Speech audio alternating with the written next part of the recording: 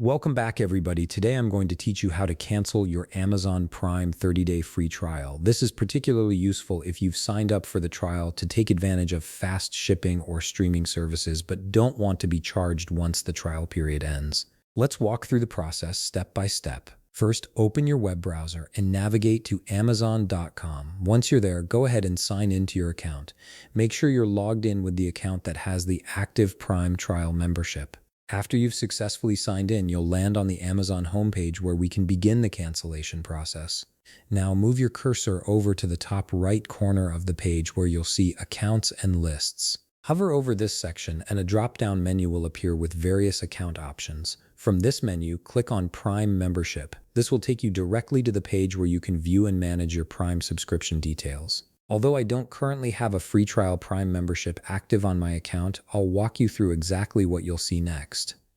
Once you're on the Prime membership page, look near the top right area and click on Manage Membership. This is where all the settings and options related to your Prime subscription are housed, and it's the gateway to making changes or canceling your trial. After clicking Manage Membership, you'll need to locate and click on Update, Cancel, and More. This option appears under the Manage Membership section and opens up additional choices for modifying your subscription.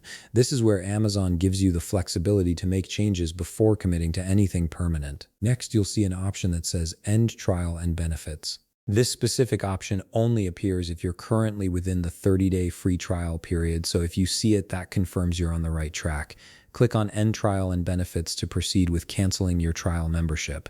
Before finalizing anything, Amazon will display a confirmation message explaining exactly what will happen when your trial ends. This message typically outlines that you won't be charged, but you will lose access to all Prime benefits like free 2-day shipping, Prime Video, and other perks.